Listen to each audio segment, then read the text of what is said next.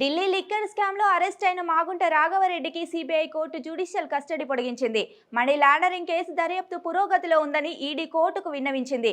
మరింత సమాచారం రాబట్టేందుకు వీలుగా రాఘవరెడ్డి జ్యుడిషియల్ కస్టడీ పొడిగించాలని కోరింది.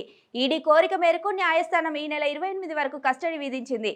లిక్కర్ స్కామ్ కేసులో రాఘవరెడ్డిని ఈడీ ఫిబ్రవరి 10వ తేదీన అరెస్ట్ చేసి తిహార్ జైలుకు తరలించింది. అయితే ఈ కేసులో మరో నిందితుడు రాజేష్ జోషికి కూడా సిబిఐ కోర్టు ఈ నెల 28 వరకు కస్టడీ